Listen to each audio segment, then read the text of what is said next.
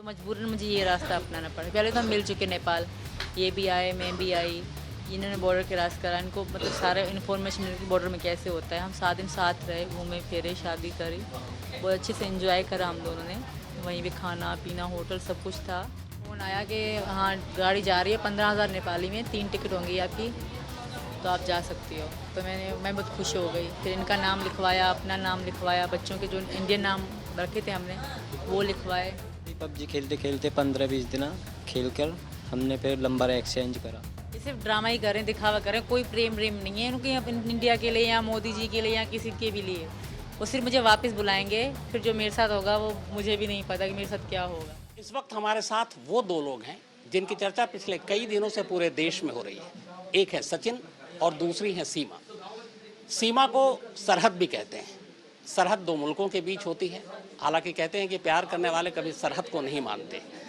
आज इन दोनों से बात करेंगे और ये जानना चाहेंगे कि आखिर सीमा सरहद पार कर हिंदुस्तान क्यों चली आई। क्या सचमुच ये सब कुछ प्यार में हुआ? क्या सचमुच प्यार अंधा होता है? या सचमुच आज के ज़माने में इस तरह का भी प्यार देखा जा सकता है? तो शुरुआत आपसे सीमा। कराची में रहती हैं आप, पाकिस्तान से। हिंदुस्तान दूर है वहाँ से और आप पाकिस्तान से अकेली 4 बच्चों को लेकर हिंदुस्तान चली आई। क्या वजह थी?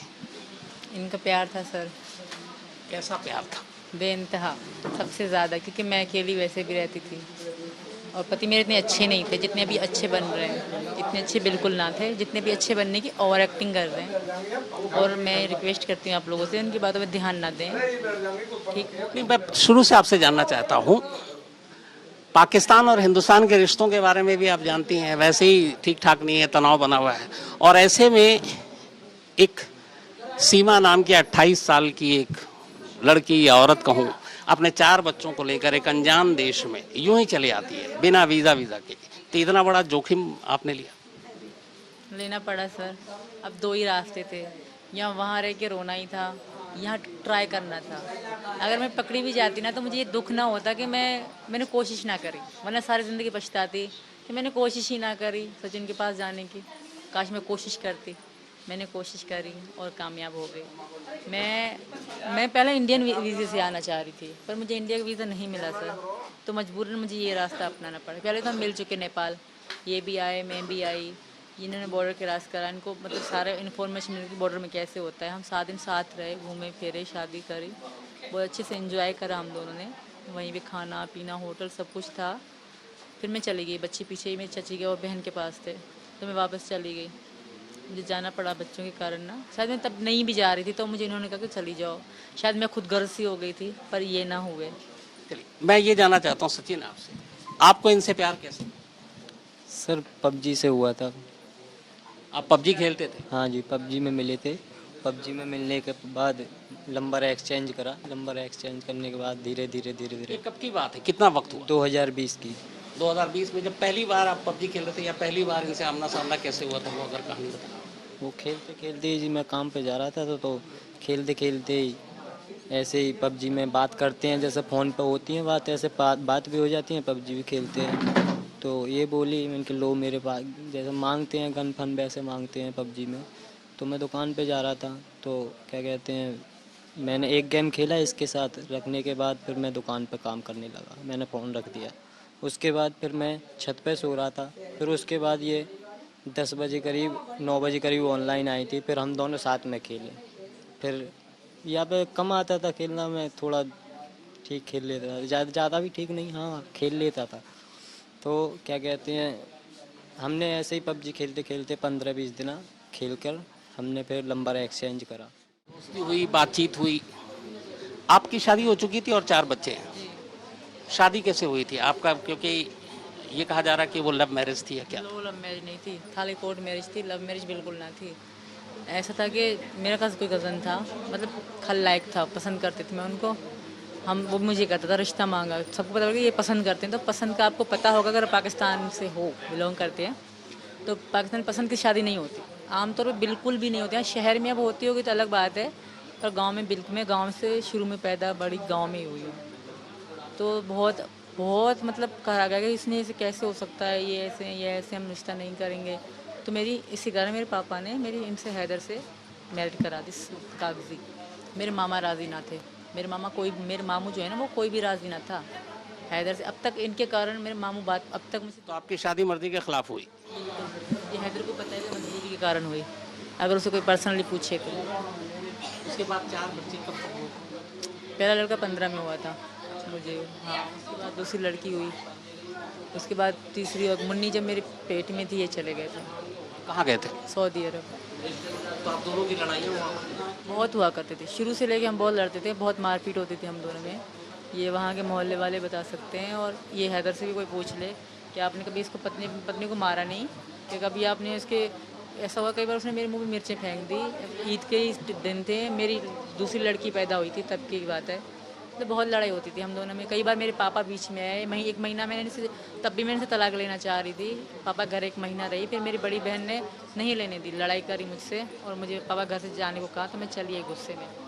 तो आप दोनों फिर अलग कब से थे? आप अलग अलग कब रह रहे थे? जब मेरी इनसे बातचीत ज़्यादा होने लगी ना, तब भी वो मतलब शक की नज़र से देखते थे तब वो पाकिस्तान में थे? ना। वो आए नहीं वापस, कभी भी नहीं आए। किस साल में गए थे वो? 19 में। तो 19 के बाद 23 तक नहीं आए? अब तक नहीं आए थे। तो मतलब जब वो नहीं थे उसके बाद फिर इधर सचिन से आपकी दोस्ती हुई? दोस्ती हो गई, हाँ। तो जब पहली बार आप दोनों को जब प्यार हुआ तो आप दोनों कब मिले थे उसके बाद पहली बार नेपाल में? 10 मार्च 10 मार्च जी 2023। 2023 में। आप कैसे पहुंची नेपाल? मैंने टिकट करवाई, जैसे टिकट होती है वहाँ से टिकट करवाई। फ़हद भाई, सैयद फ़हद अब्बासी एजेंसी है वहाँ पे कराची शहर में, नर्सरी के पास में ये आइस डिपो लोकेशन है। तो वहीं पे हमने टिकट कराई थी सैयद फ़हद अली शाह से। उसमें मैंने सब बच्चों की भी करा रही थी, तो अब्बू की डेथ के कारण बच्चों की मैंने फ़हद भाई से पैसे वापस ले लिए थे, तो उन पे मेरे मतलब 2 लाख में तब मैंने फिर दोबारा टिकट करवाई फ़हद भाई से। तो आप अकेले वहाँ से मिलने के लिए निकल गई? आपको डर नहीं लगा था? डर वैसे तो डर नहीं लगा कि क्या होगा, कोई मुझे मार तो नहीं देगा, गवाह तो नहीं कर गया, इस तरह का कोई डर नहीं था। कंफ्यूज ज़रूर थी कि क्या, मतलब मैंने ये भी देख रखा था यूट्यूब से कि मतलब एंट्री केस पे पहली बार मैं एयरपोर्ट में घुसी थी तब। सोशल मीडिया पे बहुत सारे लोग धोखा देते हैं, तो आप तो पबजी के जरिए सोशल मीडिया पे मिले, आपको लगा नहीं जिस लड़के से, अनजान लड़के जिसको देखा नहीं, हिंदुस्तान से है वो, और उससे मिलने जा रही, तो आपको डर नहीं लगा था इस बात धोखा हो सकता है? मुझे डर नहीं लगा, मुझे इन पर बहुत विश्वास था, और मैं खुद को बहुत मजबूत समझती हूँ। मैं समझती हूँ मतलब देश हो कुछ भी हो, जब तक बंदा खुद टेढ़ा ना होगा, खुद गलती ना करेगा, कुछ भी नहीं हो सकता। जब आप दोनों एक दूसरे को आमने सामने देख रहे थे, एक बार पहली बार आमने सामने आप मिल रहे थे, तो आप दोनों की उस वक्त क्या रिएक्शन था, क्या भावनाएं थी? कोई पता ही नहीं क्या रिएक्शन थी, क्या वो था। इतनी खुशी मिल रही थी कि बहुत खुशी मिल रही थी। तो एयरपोर्ट पे आप दोनों मिले, इसके बाद फिर कितने दिन रहे वहाँ पर? 7 दिन सर, 7 मैं 7 दिन, बच्चे अकेले थे तो मैं 7 दिन की टिकट कराई। तो जब आप काठमांडू में थे बच्चों से बात करती थी? हाँ, वीडियो कॉल पे हमारी बात होती थी। मैंने अपनी बहन को कहा था मैं लाहौर घूमने जा रही हूँ, इनको हटा के मैं वीडियो कॉल पे बात करती थी उनसे व्हाट्सएप पे। घर वालों को तब पता नहीं था? उनको लाहौर का पता था। किसी फिर आप दोनों ने नेपाल में शादी की? कहाँ, कैसे, उसके बारे में बताओ। वो वहाँ पे एक टैक्सी ड्राइवर भी थे, उनका नंबर भी था अभी, तो उन्होंने फ़ोन तोड़ दिया। उनकी हेल्प से पशुपतिनाथ गए हम लोग, मतलब शाम के ही समय था तब करी हमने। वहाँ बहुत अच्छी मंदिर है, बहुत सुंदर है वो वहीं पे। तो 7 दिन रहने के बाद जब आप दोनों अलग हुए, एक को हिंदुस्तान आना, एक को पाकिस्तान, तब किस वादे के साथ अलग हुए? यही कि दोबारा मिलेंगे। मैंने कुछ सुबह शाम कहती थी, जब जैसे दिन आ रहे थे ना, मैंने कहा सचिन हम दोबारा मिलेंगे ना, कहते थे हाँ मिलेंगे। मैं बहुत 2 दिन हम बहुत रोते रहे, फिर लास्ट के 2 दिन बचे ना, 17 को मुझे जाना है, 15 के बाद हम बहुत रोते रोते गुजारे। और वो मेरी वीडियो मेरी टिकटॉक आईडी में और मेरी इंस्टा की आईडी में पड़ी है। बहुत बुरा हशर था। फिर मैंने इसके साथ मैंने पूरी रात हम सोते थे तो मोबाइल ऊपर रख देती थी, वीडियो चलती थी रिकॉर्डिंग, 10-10 घंटे की, 8-8 घंटे की हमारी वीडियोस पड़ी हैं कि मैं जुदा हो जाऊंगी तो देखा करूंगी। और ऐसा ही होता था, जब मैं चली गई तो वही देख देख के मैं सोती थी। ये तय हुआ था कि ये इंडिया आएंगे, तो चारों बच्चों के साथ आपने कहा था कि अपनाऊंगा? हाँ जी सर, चारों बच्चों के साथ वजह कहा इसकी? था, बच्चों को लिया, बिन माँ के बालक ऐसे ही रहेंगे, हम अपना जीवन वो करेंगे, काटेंगे यहीं पर, बच्चों को लिया, मैं अपनाऊंगा। मैंने खुद भी कहा था, मैंने आज तक इससे ये भी नहीं कहा कि बच्चों को रहने दे, तू ऐसा मत कर, नहीं, मैंने खुद कहा था कि बच्चों को तू लेकर आ। और यही बहाने से, यही कहकर हम जुदा हुए थे पहले नेपाल में। उनकी तेरे बगैर तेरा वहाँ कोई है नहीं, और बच्चे बिगर माँ के बाप भी नहीं है, और तू भी नहीं रहेगी तो छोटे छोटे बच्चे हैं कैसे रहेंगे वहाँ पर। तू बच्चों को लेकर दोबारा आना, जब रहेंगे। पाकिस्तान से फिर बच्चों को लेकर कैसे पहुंची नेपाल, कितने तारीख को निकली और वहाँ से यहाँ तक कैसे पहुंची वो कहानी? 10 की 4 बजे निकली शाम में भाई।